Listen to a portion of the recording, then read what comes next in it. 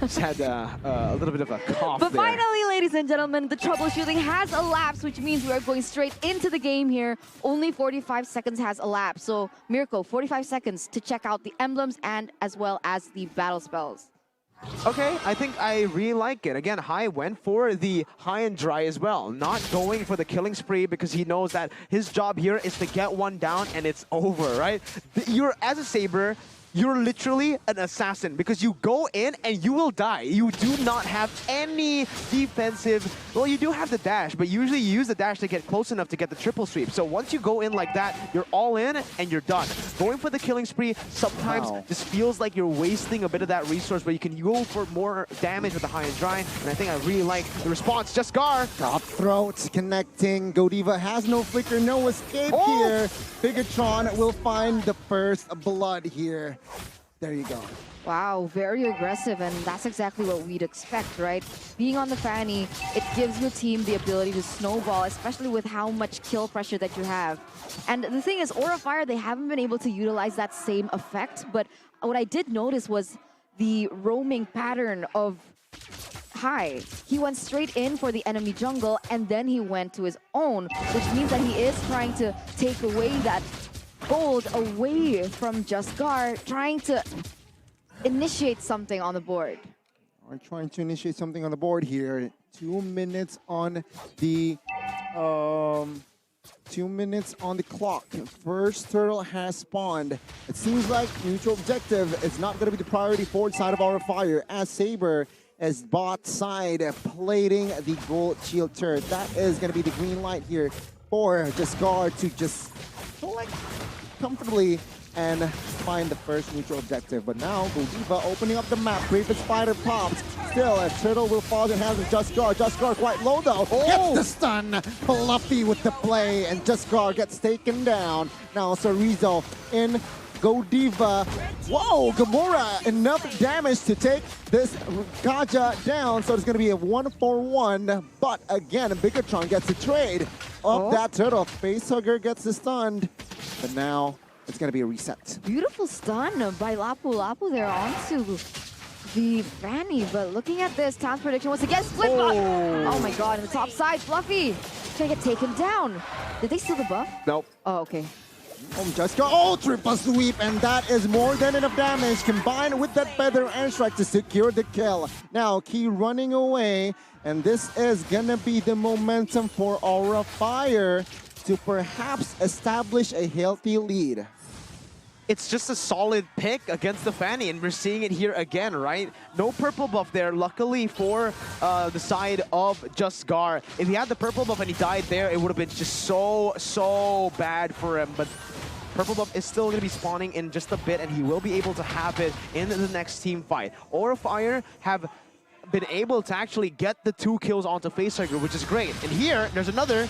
That's why you need these kills, you need these resources to be placed onto Facehugger, and it's been great because usually when we see crazy skirmishes going on, unfortunately the roamers are able to catch a few and the gold just doesn't get placed into the proper hands. And that's not good, right? Because they need all the items that they can get, and it's finally good to see as well. Facehugger finally back onto the Farsa. Something we've seen from a lot of seasons ago, but he hasn't utilized it every time the Faramis is opened up. So we'll see here. Key looking for an engage. Yeah, please do note that he has the flicker, so a flicker failing play might come very soon here. But also do note that Facehugger has that purify. So let's see here the execution as now the turtle has spawned. 4 members of Aura is in the vicinity, but bot side, 2v1 action. Fanny isn't able to, but take a look again on the river. Key gets taken down first, and that will be the green light for Aura Fire to find a kill on towards Sorizo as well, securing the neutral objective. And now Gamora popping that real world manipulation, well-timed flicker from Fluffy, and it is an Aura Fire trade on that turtle fight. I like how many resources that Aura Fire spent just to get him down. And luckily enough, Just Gar came in the last second and he didn't want to commit, because if he did, Aura Fire had no more resources left to deal with the Fanny.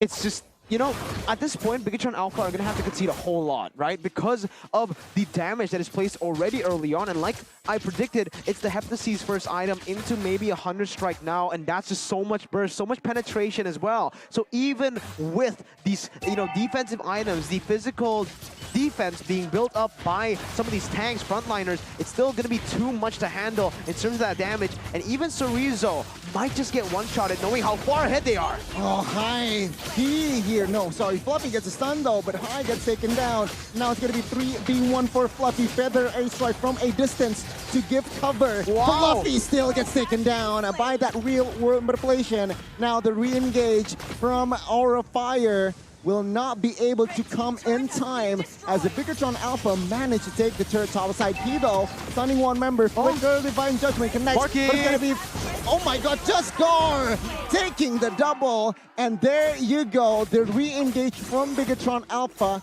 and now they are in the lead. Resource allocation is very important for Aura Fire, but look at this. Oh, what, Marky, what? Yeah, I got away.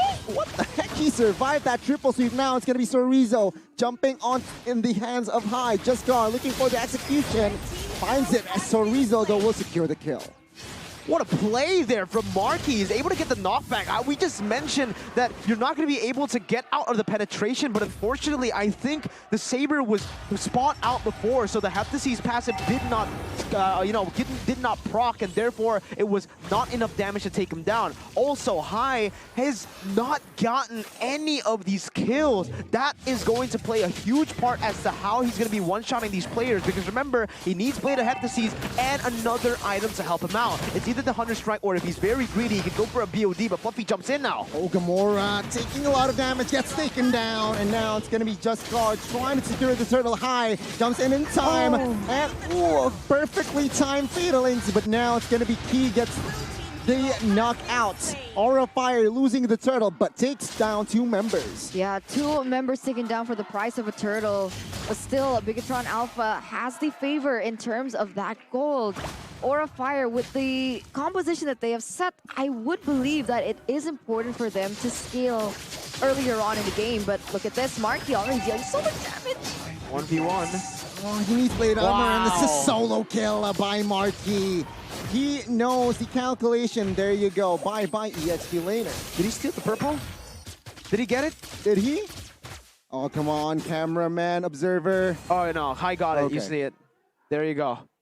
He didn't steal it, but he was able to poke him down. And this global presence from the Moskov, who's ahead, is going to play a huge part as to how they're actually going to be able to counter the Saber. Because Saber is a big threat, only if you can't see him. If he plays it well, and in the top side, you see it engage. Even here you do. Flicker, Fatal Links. Oh my god, the high and dry is not enough. Now Kabuki, can he make the outplay? Justgar has enough energy just to get out of that situation. What a defense. Flicker, Fatal Links, and Kabuki is still up. Wait, is Fluffy looking for him? He is. All right, but he doesn't get him, so he's still able to get out in time. Did you feel like Kabuki hesitated a little bit too much? Do you think that he should have went for it? No, I think both of them were playing it very cautiously, remembering that both of them are 1 HP and can be just gunned down. Marky, though, Wind of Nature! Wind of Nature prediction, but now it's going to be damaged. Will fall, not just yet. Will not connect just yet. Fear of Destruction, Kabuki quite low, and it is going to be no casualty for both teams. What a prediction. You mentioned this, right? You mentioned about the Wind of Nature and how that damage could be nullified, and Mirko mentioned about how fast the timing that was needed, that small sliver of opportunity, but Marky managed to do it, and that is huge. He's cracked this game, absolutely. He is popping off, just as if to say to the haters, doubt me now. 1,800 gold lead for BIGETRON Alpha now, a better setup on the Lord as well. Both teams have... but what... Divine Judgment Flicker play. Key gets taken down. It's going to be 5v4. Juscardo jumps in on towards Facehugger. Take a look at the damage. It comes through 1-for-1. Fluffy trying to find a play. High in the backside. Retreating. Sphere of Destruction connects. The slow will be enough to make Gamora find the kill. It's going to be 2-for-1 as it is technically, well, comfortably, it's going to be free Lord for the side of BIGETRON Alpha. Wow, what another massive play here, but Fluffy jumps back in, Gani. Fluffy wants more. Wind of Nature popped from What? Kabuki. Marky also popped that Wind of Nature. Just Gar will secure the Lord. Gamora surviving with low HP. And an ultimate disengage from both teams.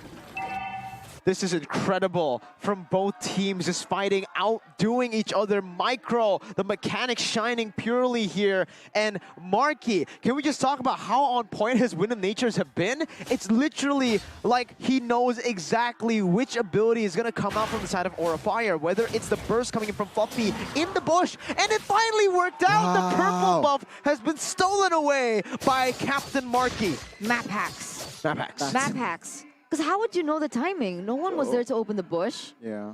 It's just Marky things. Marky things. That's why he's the solution. Oh, hopefully. Not yet, not yet, not yet. But going back into the game, 4,600 gold lead. You can see now Sorizo as well as Just Gar starting to build those defensive items because they're respecting the damage output from Aura Fire. They don't want to make the same mistake as they did in game 1 and 2. But look at this, he goes in. He trying to find a Fataling play. Does not find. Oh my god, Flicker finds still. Fluffy gets taken down. Godiva is going to go down next as Just Gar finds the kill. It's going to be 3 members taken down. Aura Fire defending with 2 now. Spear of Destruction. Oh, Gamora finds the triple. And this is BIGETRON Alpha at its best. And this is going to be Aura Fire still holding on. Oh my god, they could have ended, but they didn't want to end. Marky was 1 HP. I think they are learning from their past mistakes here, and they're playing it disciplinedly. I personally feel like, you know what? It's okay. The heartbreaks that have happened so many times throughout this week, I think it's a good move that they didn't end up going for the greedy play. Even Marky surviving that is a miracle. He got hit by the triple sweep again, and it just goes to show how far behind High really is in this game. Marky can do this, can sustain back up and jump under the turret without getting punished that much. And also, let's talk about how on point his Spirit of Destructions have been. This guy across the map, even just cross-map purple buff, he's able to time it so well. Not just for the damage, but just for that extra slow effect. It helped numerous times where Gamora was also there just in time to just find and secure the kill after that Spear of Destruction connects. Do you think he has like a countdown in his head? I think he does. Like he sees it on the map and he's like, okay, in approximately 30 seconds, they're going to be this low with how much HP that they have or how much HP that the buff has with how much attack they have already. But we're going straight into the game, ladies and gentlemen, as the pause has elapsed. No, but seriously, do you think they have that type of calculation in mind? Yeah, I think every single pro player has like a spatial awareness thing, right? Where they have exactly the countdowns instincts down to a T. It's called instincts. Yeah, sometimes it's just called brain power, depending on the player, because sometimes they actually think about it. But I think for Marky, for Sans, these kinds of players, they just do. Amazing. And looking at the gold differences here, what do you feel is significant, Mirko? I think the main one that we should be looking at has to be the gold laner, right? Because even though it's only a 2,000 gold difference, it's still very big, because having just one extra item, just as we're seeing right now, is massive for Marky. He's even building towards an Athena here. Again, he went for magic defense and he went for Wind of Nature, so it was just the perfect combination. He didn't go for physical defense plus Wind of Nature. He knows that the Wind of Nature does its job already, so he doesn't really need to go for anything more. He needs to start respecting the magic damage dealers, and that's why you're seeing 2 basically magical defense builds. But Key jumps in with the Fatal Links. Oh my god, it was on towards Godiva though. Just Gar now trying to find a juicy target. A very good attempt, but Aura Fire very good, a better response in backing away and disengaging. Lord is up though. Yeah, that was interesting. I guess BIGETRON Alpha wanted to get a pick off right before the Lord spawned, but it didn't work out. So now they're going to have to find a different solution to how they're going to be able to get this team fight going. But looking at this, Aura Fire, they're starting to open up the map too. You know what's interesting is the fact that the Fanny actually went for Heptaseas and then Malefic Roar, but then Anti-Cuirass almost instantly. Knowing the fact that the Saber can still be a massive threat to him, he actually went for the Anti-Cuirass, and now this, well, the fact is High is already so far behind. If you have that Anti-Cuirass, there's no way the Saber can lock you down. Can maybe lock you down, but can't one-shot you anymore. Where is the Saber position himself here? Very looking for the flank. And let's see here as the Lord is going to be committed by the side of Bigetron Alpha.